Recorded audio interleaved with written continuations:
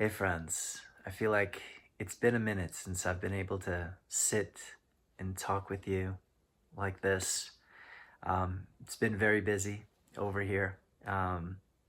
If you want, I'll be sharing a little bit about that maybe at the end, but I want to get straight to the point with you, and I'm going to be mentioning the G word today in two different ways. One meaning being guidance, the other one being God, right? So we have to start talking about this because this is so pivotal to the path. And I know in some non-dual paths, obviously not A Course in Miracles, but in some non-dual paths, there is sort of a resistance to that word, and for whatever reasons. But we have to understand that when I'm talking about that G word, God, what I'm talking about is simply the presence of love. And the reason that that word is, I find it to be very relevant and very helpful, in fact, as long as you're not pinning on it all kinds of other meanings other than the presence of love. It's meaningful because in reality, while in reality there isn't any choice between love and anything else, there isn't anything else. In this world, there does seem to be a choice between fear and love overall, right? Between ego and God. And ultimately, that's the only choice we need to make. When we choose love without exception, because we're not tempted by anything else, we're not buying into the false promises of the ego, then we've chosen our self with a capital S, which is love, which is one with God, which is one with that presence. Yeah. So that's all we're doing, is we're awakening from the dream by choosing reality and stopping to choose the illusion. Because as long as you keep choosing the illusion, of course, you keep playing in the illusion. So the more you choose reality, the whole way you respond to the illusion changes, right? You're less reactive, less phased by the illusion. There's a calmness, there's a power, there's that presence of love. There is a sense that things don't mean so much and they don't matter so much, but it's not very important to say. It's not from an avoidant place. It's not from a detached or disconnected place whatsoever. This power, the power of God, is such that you can stand in the middle of things that are very turbulent, great turmoil, right? But you are in that sureness, that surety, that safety, because the power of God is in you, right? It's not of you in the sense of you as a separate self, but it's in you. And that power is the safety and the it's what we're all looking for, right? It's the power of love. It's the power of God.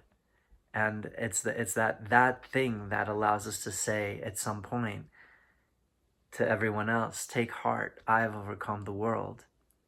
And now my Father does these works through me. So even your helpfulness then becomes just a flow of the self. It's not even an effort. So it's not like I have to make this effort to heal this person, or I have to make this effort to whatever, to talk or anything. It's just like, you're in the flow of the self and the helpfulness comes out of you. Reminds me of a quote by Lao Tzu that says, see the world as yourself. Have faith in the way things are. Love the world as yourself. Then what? Then you can care for all things because it's all yourself. And that caring is natural at that point. But what a lot of non-dual paths teach us is it's really about you, and it's about your bliss, and it's about, that above all else. And oftentimes it's really not so hard to discover the absolute. The real test, if you will, is to live it. And only if you really live it are you really joining with God. Because if it's just a mental thing, then obviously it's not really experienced. It's known in moments of quiet, perhaps, but it's not, or meditation, or while watching some non-dual video or something, you connect to that, but you're not bringing it in. right? So a lot of the non-dual paths, they're doing this thing where it's like, I'm just protecting my bliss. I have this understanding that everything is whole and that I can't be touched, but I'm not really bringing it in. I'm actually, in fact, avoiding dealing with anybody who might threaten my bliss. I'm not going to meet you where you are when you're coming to me with a trauma because I mean, it's not real anyway, right? So I can't meet you there. It's not real. You're whole already. So just like, I don't know, get over yourself or something. So basically, what they're saying is, I can't acknowledge where you are because I got to where I am by just saying to everything that it's not real, it doesn't exist, or something like that. So for me to acknowledge you is to, in a way, it threatens this place that I'm at because I didn't get there by integrating things. I got there by denying them, by overlooking them in that sense, by pretending they're not there. So that's what I'm doing with you too. The integrated way is very different. It's we work with and through all the relative stuff to get anchored more and more deeply in the absolute. And then when somebody comes to us with relative stuff, with trauma, with all those kinds of things, since we've already acknowledged them in ourselves, it is really zero effort to acknowledge them in the other and take their hand and lead them from there to the absolute, to a place where they can finally breathe again and they feel experientially free. It's not some mental concepts that they're using to tell themselves that everything's okay. It's a real visceral feeling. So I just want to share with you that I'm speaking from experience of years and years on my own path of being sort of suppressed by non-dual concepts and teachers. I also took sessions with some teachers, and it was basically teaching me to deny myself, really, my emotions, and it wasn't something that I could really work with. It was more like just either laugh at them or just realize they're not real or something like that. But while it would seem to give me some kind of a relief to go back to the absolute, the actual thing that I was dealing with was drudging up that emotion over and over and over again. And I was trying to just sort of like, oh no, only the absolute, the absolute, the absolute. And it wasn't helping me move through the situation in a way that was beneficial to anyone, in fact. I was just kind of led me into a place of like a spiritual ego that's sort of like, well, you're like that because you don't know the absolute truth. So it's like I'm a bit holier than thou, you know? But really, it was just a self concept. It was just an enlightened ego type of thing. And even in A Course in Miracles or other non-dual books that you're reading and things like that, the problem is that again, the ego will take that into its own self-concept. And let's say in the Course in Miracles, you learn forgiveness or something like that, and then there's anger that arises in you, but all you do is immediately run in your mind to the concept of forgiveness or something, and you're not letting yourself hear, listen.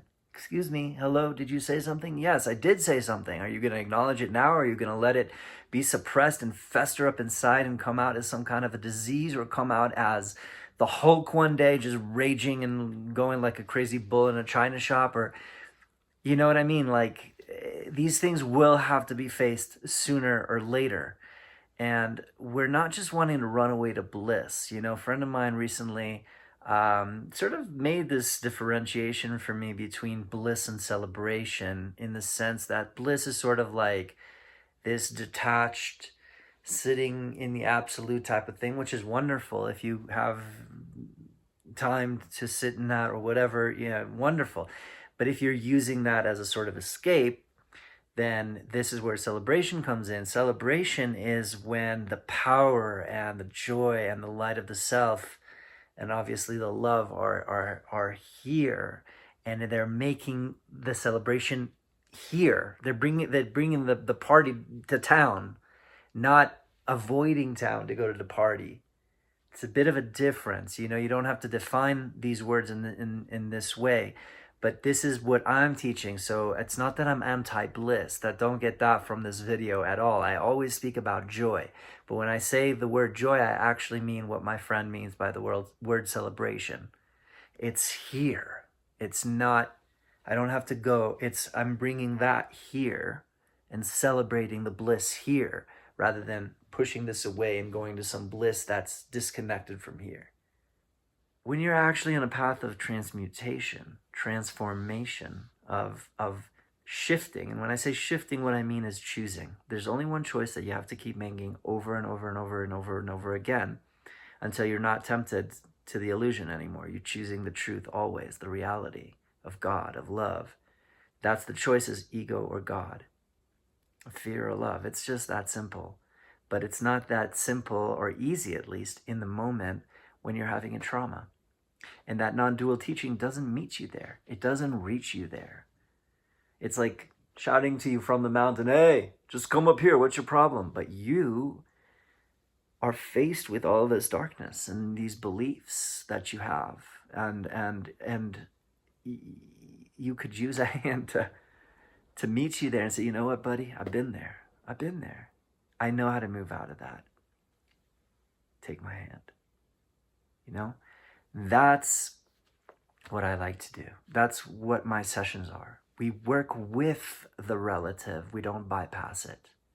We work with the emotions. We listen, we learn, and we get another way to be and another way to see things eventually.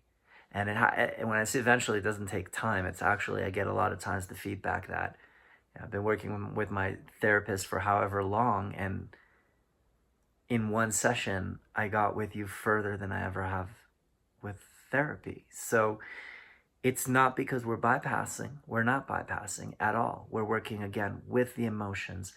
We're gleaning from them what we need to understand, what we need to hear, because they're really communicating something to us. And if we know how to hear them, we will learn something from that, and it will be so beneficial to us.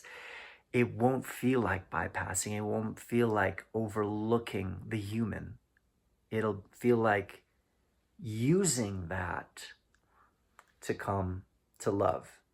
And that's integration, that's transformation, is using everything and transforming it back into love.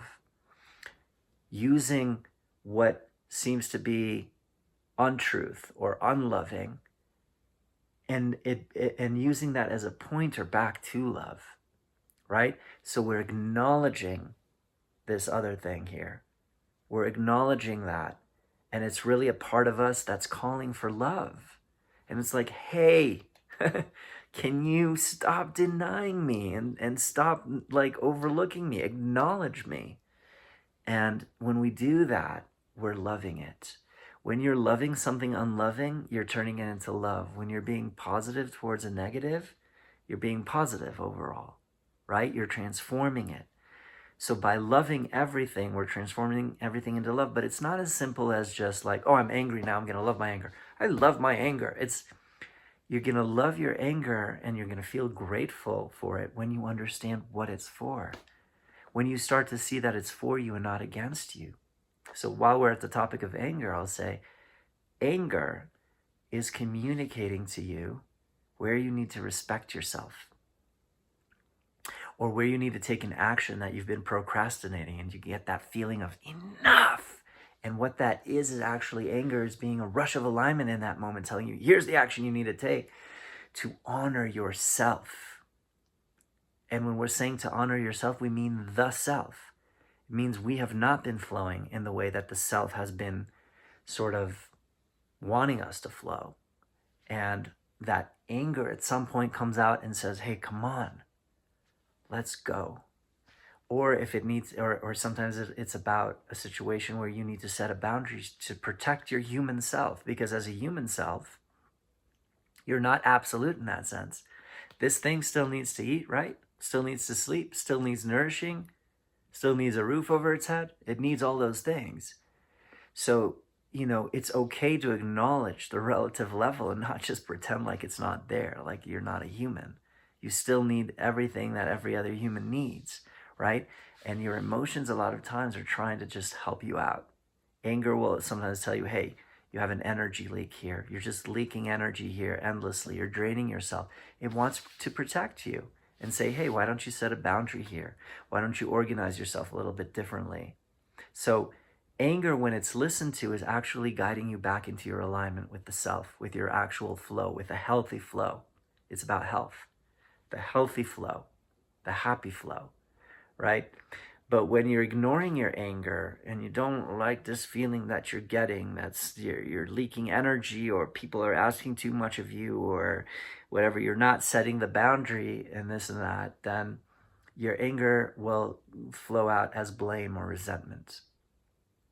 Because now it's, instead of being a message between you and yourself, it's become the other is making me feel like that. And it's not really the other, it's that you're not listening to your anger. Your anger is trying to tell you, hey, set the boundary so that you don't have to get resentful. Set the boundary so that you don't move into blame. Listen to yourself. Listen to yourself. Yourself is speaking to you through your emotions. It really, really is. And if you just bypass all of your emotions because, oh, well, I'm already whole and I'm already this and I'm already that, then you're not letting the self guide you in the relative level, which is what you're actually dealing with, no matter how many times you repeat. It's a dream, it's a game, it's Leela, it's a play, whatever. You're actually dealing with this. The path is a path of bringing this level up there, not denying this level and just going there. If you want to be a brother, if you want to be a friend, if you want to be a good brother or a good sister, and you see your brother or your sister in pain, and you've been where they are and you have the tools to help them, right? Are you just going to say, well, that's not real anyway, I'm just going right over there? Or are you going to extend the hand and say, hey, you know what? I can help you out here. Come with me. We'll go up there together. And in fact, it's also coming back down again and bringing another brother back up, and then coming back down again and bringing it. And it's, you just have to ask yourself, which is love? Is love coming down and connecting and meeting you while knowing inside that, you know what? I don't lose anything by going down. Nothing's being threatened. I just love you as myself because you are myself. So I care for all things, like Lao Tzu said. I love the world as myself, so I care for all things. So I'm going to come down and I'm going to get you. And we're going to walk together. And it's going to be wonderful. It's going to be so joyful. And I'm telling you, in sessions, when you see the light come back to someone's face after they've dealt with trauma, difficult relationship, a son who has some kind of a disease or something, or when they've dealt with those things, but they've chosen God and they're seeing it with that power of love that I'm talking to you about, and that calmness and that light. Or they just see another way. They're like, oh my gosh, I've been stuck in that for so many years, and it's the first time that I see another possibility. I can do this differently. I don't have to suffer so much. Wow. What a shared joy. It's shared. You're joining. You're not doing this thing, well, I don't see you. All I see is the absolute and the bliss. That's all I see. I don't care about anybody else's suffering at all whatsoever, because it's not real. Now, these concepts are true. Like, they sound true. They are true. So we are like, oh yeah, this guy is so enlightened. How wonderful. But oftentimes, if we're not really embodying that, not really bringing it in, and then by bringing it in, lifting this whole dimension back up to God, if we're not doing that, what we're really doing is we're bypassing, and we're actually stuck at a detached, disconnected type of place. Love is connection. Love is joining. Love is being one. You see? And in this world, it translates into extending helpfulness and service and forgiveness, meaning forgiveness is not being fazed by all the beliefs that are running around that I've been hurt or I've been damaged or you've been damaged and there's real harm and all of that. But it's not closing your heart to that, because you know, and you've been through it. You know that when it hurts really to you. And if somebody comes to you with some non-dual concept of it's not real, or there's no you anyway to hurt, or whatever, that's not how you get to that place. You know, when I work with people and they say, wait, so you've really been able to completely shift everything for me within 1 or 2 sessions, like, so have you been through this kind of stuff before? Because you seem so happy. And then what I say to them is, that is how I got happy. Is I use that to strengthen in my conviction in this. Always, it's almost like thank ego for coming up to remind you to choose God, right? Thank fear for coming up to remind you to choose trust. And eventually you choose this presence of love over and over and over again, and it becomes you. You become it. That's I and my Father are one. I have no separate will. I don't will with some other foreign alien voice that tries to tell me what's going to be the best for me and tries to protect my bliss or tries to separate, yeah, and just look out for me. Of course, if you're listening to this flow of the self, it is going to look out for you as well on the human level. That's why I said these emotions are helping you. But you have to learn how to listen to them. And that's so much of the work that I do with people through inquiries and all the techniques that I use. I feel like part of the reason why it's so much more helpful than therapy in a lot of cases is because therapists just don't know what I call the tricks of the universe. They just don't know how the mind works. When you really understand how the mind works, to shift something is very easy. It just takes a moment to sit with it, to be with it, or to be guided with the right kind of questions, be given the right direction is all you need.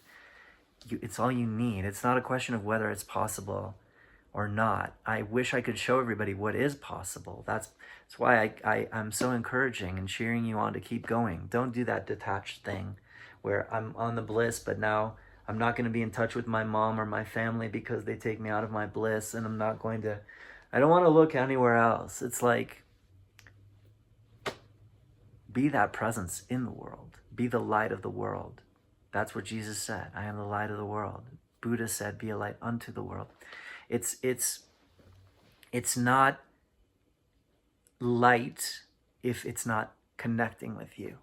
That's not love. That's not meeting you, right?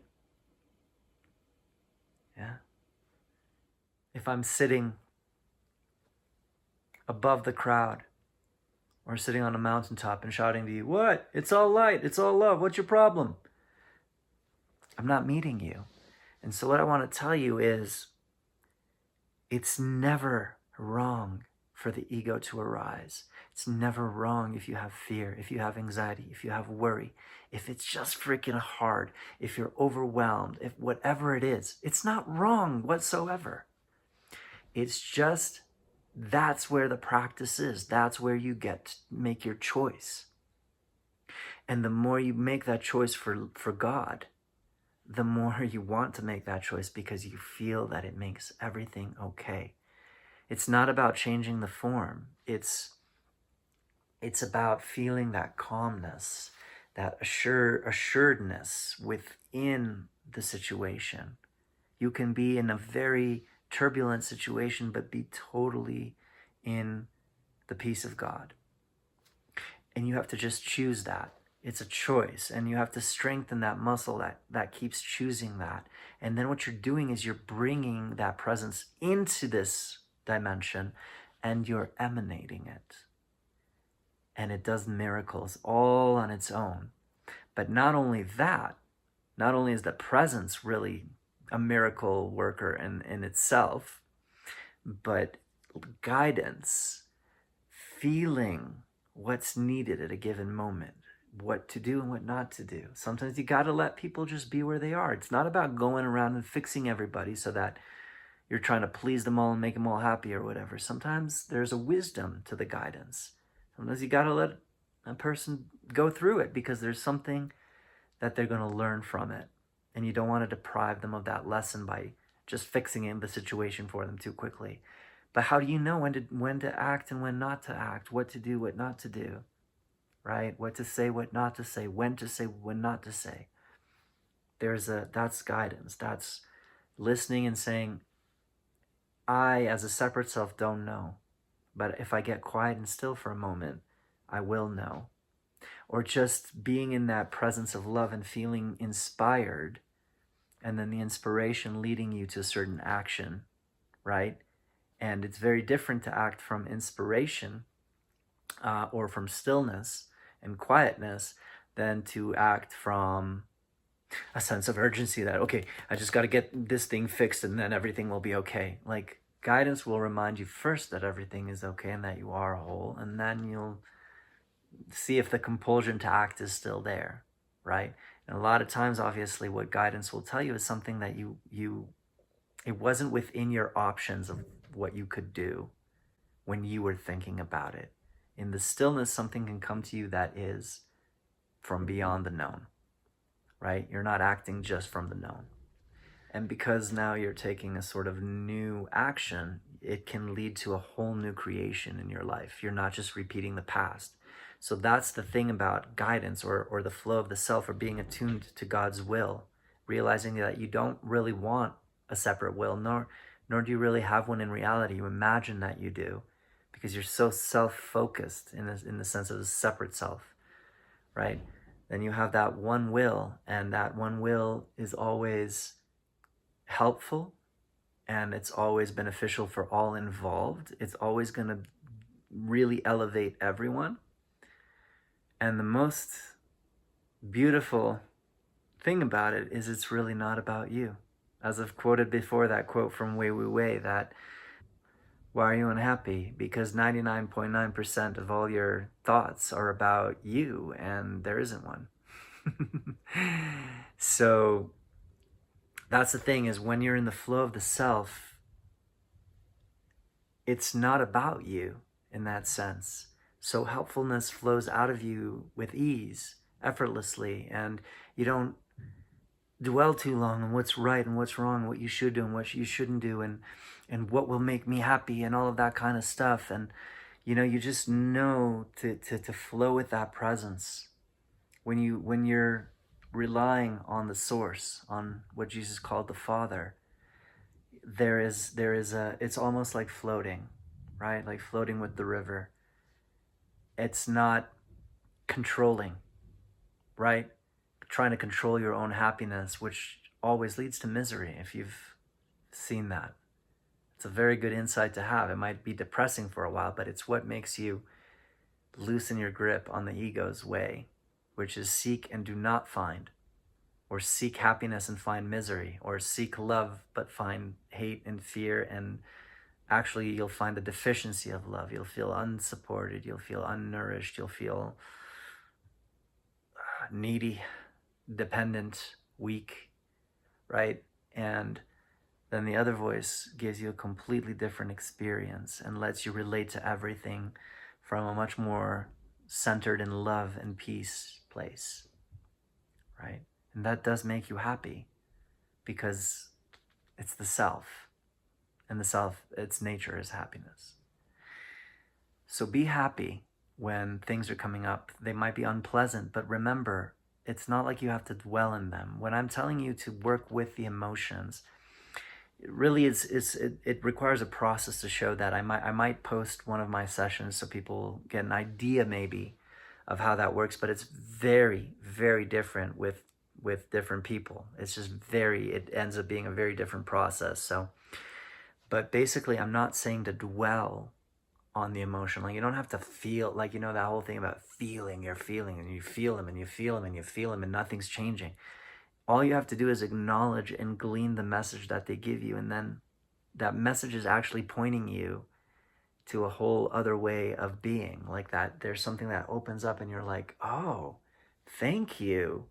This feeling really showed me what I'm trying to tell myself.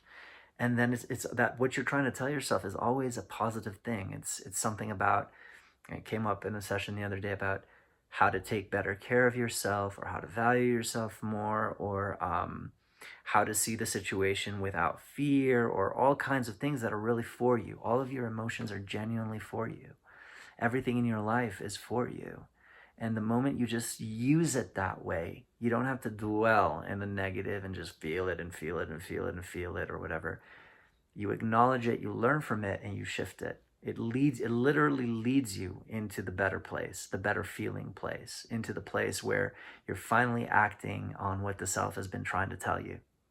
But when you don't listen to the self, what happens is it's like things get stuck and crammed up and you're not in the flow. So it's not flowing. And then the emotions that were at first positive sort of turn into something that is more, we have to scream at him for him to listen to us. So it becomes anger, and it becomes whatever, these emotions that really try to get your attention, right? They're very strong. And if you don't even pay attention at that point, it just turns outwards. It becomes hate and blame and resentment and all that kind of stuff. And you're like, the world's my problem. And what he did and what she did, that's my problem. Because you weren't listening inward when it was trying to tell you like what you need to do to listen. You're not listening is what it comes down to. And this is a practice. So never judge yourself for, oh, I should have listened, or I wouldn't have felt that if I was more enlightened or whatever. Don't do that. These standards of like never get angry and always be in bliss and all that, those standards are not helping you, because when those moments arise, if you're just judging yourself, you're digging yourself deeper into the negativity. So on the contrary, it's like, yes, these things, expect them to arise. They will arise. You're human. They will arise. But then you'll see that as you get the knack of transforming them, they'll arise less and less and less. Or what happens here a lot of the time, the way I describe it, is that they arise. They're just transmuted so quickly. So they don't gain ever enough momentum to drag me down out of my happiness. Rarely ever does that happen, because I've learned the value of listening. So it's like I get that it's worth it to get the message as fast as possible, and then just like, it's for me, it's not against me, right? And then it helps me, and then I get back into my empowerment and the joy, and I can flow from there, which is also very important in my position, because if I'm leading people, we don't want to have a situation where the blind are leading the blind, right? You want to be clean. So you want to be speaking from this presence of love as much as possible. So it's self-responsibility. And lastly, I'll address the point that you guys may have been seeing a lot of community-oriented stuff now on my channel, because the Sunray community is really growing right now. A lot of people are joining, and we're doing the satsang / gatherings right now. Honestly, a lot more work goes into it than people might expect. So that's why I've been kind of busy and couldn't really make it to sit down and really have a talk with you, as I said in the beginning. Yeah, these videos are going to continue. Don't worry. It's just, YouTube is one of the ways for me to connect with my audience and let them know that there's a gathering, a satsang, and just let them know what's happening. Obviously, if you go into the community website, which will be linked below in the description, you'll be able to be updated on all that stuff if you want to. I just think that it's important, exactly because this whole attitude of doing it on your own and it's only about you and your bliss, it's not the path that I am offering. I definitely think I'm more along the lines of the Ram Dass quote of walking each other home and being friends on the path rather than the teacher. And I'm done with everything over here. There's nothing left for me to transform or transmute. And it's not really that. With most situations, it's that it's actually a sort of stuckness of denial and not wanting to not have a moment, God forbid, that isn't blissful. So you don't want to look at stuff. So it's like really getting good at not looking at things. But at some point, there's no fear about exposing the darkness or the shadows, because it's like, I know I'm going to choose love anyway. So I just need to look at the stuff, let it come up. But again, when you're really doing it with guidance, when you're doing it with the self or with that presence of love, looking at whatever's there, you don't feel guilty for having that there. That's what makes looking at your shadow so terrible, is when you take it personally, when you take it like, oh, how could I have been doing this? And you're making it very real. And whereas the light of love just kind of like gently gazes on it, and with that sense of assuredness that I told you, and that calmness, and just sort of shines it away, you know? A shadow can't exist in the face of the sun. So, you know, darkness can't exist in the presence of light. So anyways, that's a little bit about that point of the G word today, or the G words. And I'll just be here in this presence of love with you, because that's where we're all at. And sometimes we will forget, but isn't it the most wonderful thing that we have friends and brothers and sisters to remind us, and to hold our hands, and to come and meet us when we're in the dark? That shows us that we're really together. We're really one. I love you.